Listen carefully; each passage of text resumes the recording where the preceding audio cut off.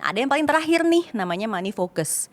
Kalau orang yang money focus ini, pokoknya dia motivasinya adalah kalau gue pengen dapetin itu, gue pasti bisa. Jadi pokoknya apapun itu gue pasti bisa.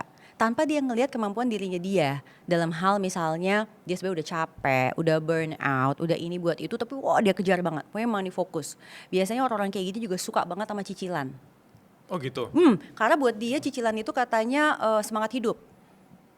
Dalam konteks Dalam konteks jadi dia kerjanya rajin. oke. Katanya kalau nggak ada cicilan kayak apa nih yang dikejar katanya gitu. Oke. Ya buat lu mungkin enggak, tapi kalau orang lain ada yang banyak yang kayak gitu. Oke. Jadi katanya kalau nggak ada cicilan tuh kayak kerja nggak semangat nih, apa nih yang dikejar nih kalau ada nggak ada deadline gitu loh, kira-kira tuh kayak gitu. Aku juga pernah dengar yang nomor 4 tadi itu dari temanku sendiri ya, yang dimana dia bilang kayak lu bil ada utang nggak? Nggak ada gitu.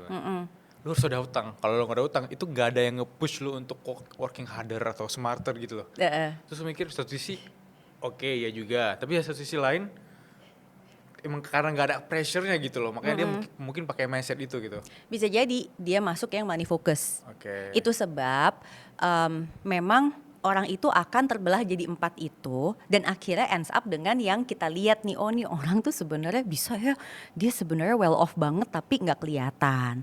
Ada juga yang well off dan kelihatan. Ada yang juga misalnya sebenarnya nggak well off tapi kelihatannya seperti well off gitu kan. Nah itu sebenarnya hasil dari gimana kita dibesarkan, lingkungan kita seperti apa gitu. Terus gimana kita kebiasaan mengambil keputusan finansial.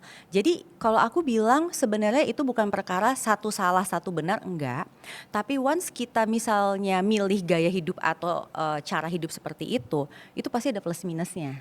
Iya. Orang yang misalnya milih gue pengen kelihatan nih kalau gue ini, ya plusnya mungkin dia dihargai orang, dia dapet tuh, Benar. maksudnya kayak Iya. orang tuh ngelihat dia tuh hormat apa segala macam, ini itu Mungkin bisa bangun respect, relasi dari sana. exactly, atau networking atau apa Iya. ini itu kan mungkin aja, tapi bahayanya mungkin itu nggak sustainable gitu loh. Jadi bisa jadi sekarang bagus, nanti tiba-tiba jatuh, jadi hidupnya tuh roller coaster banget gitu loh. Itu kan plus minus ya. Mungkin buat dia I'm okay with this, tapi mungkin untuk orang lain enggak.